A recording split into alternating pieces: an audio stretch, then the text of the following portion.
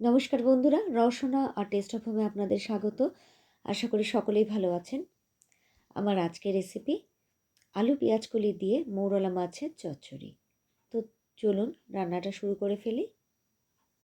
এখানে আমি মৌরলা মাছ ভালো করে পরিষ্কার করে ধুয়ে তারপরে নুন হলুদ মাখিয়ে নিয়েছি।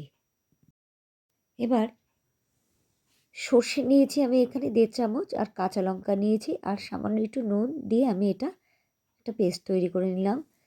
আলু ভাজার মতো আলুটা কেটেছি, আর পেঁয়াজকলি একই রকমভাবে কেটেছি। সর্ষের তেল নিয়েছি।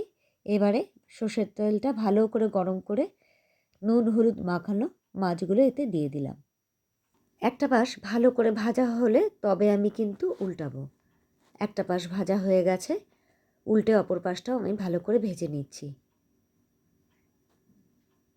ভালো করে ভাজা হয়ে যাওয়ার পরে কিন্তু আমি মাছগুলো তুলে নিলাম।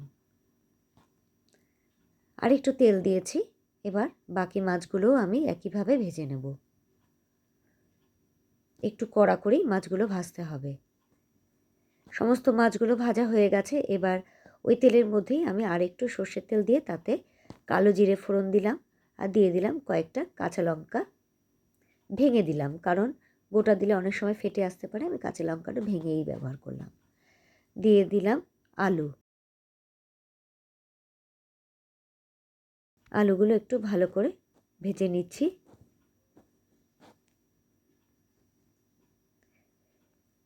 কালো জিরের পরেই কাঁচা লঙ্কা ফোড়নে দিলে খুব সুন্দর একটা গন্ধ বেরোয়।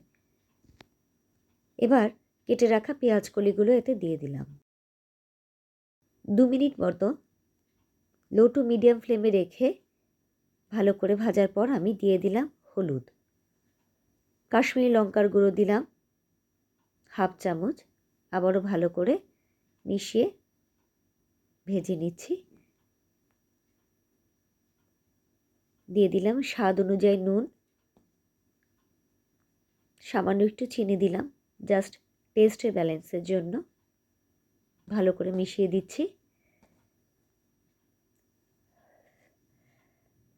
সামান্য একটু জল দিলাম।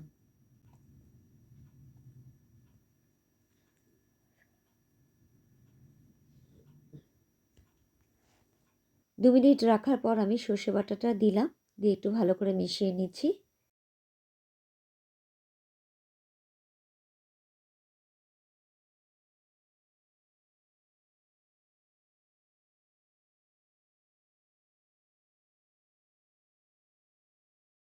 এবার সর্ষে বাটার বাটি ধোয়া জলটা থেকে কিছুটা আমি এতে দিয়ে ভালো মতো কষিয়ে নেব।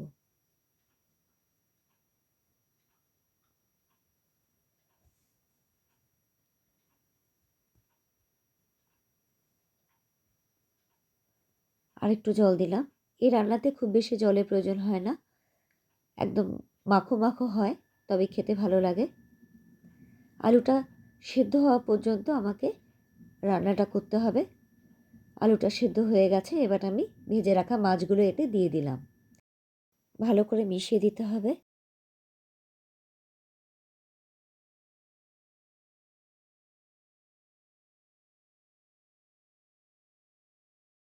দু মিনিট রান্না করার পর ওপর থেকে দিয়ে দিলাম কুচিয়ে রাখা ধনেপাতা আর কিছুটা কাঁচা সর্ষের তেল।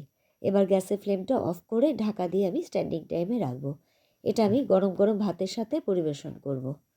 তৈরি হয়ে গেল আমার মৌরলা মাছের চচ্চড়ি। এটা আমি গরম গরম ভাতের সাথে পরিবেশন করব।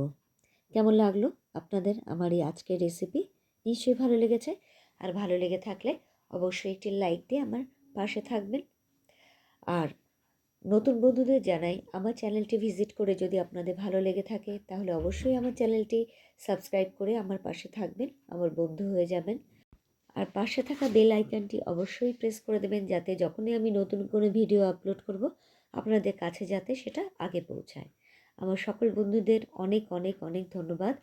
আবারও দেখা হবে। আজ তাহলে আসি। সকলে ভালো থাকবেন, সুস্থ থাকবেন।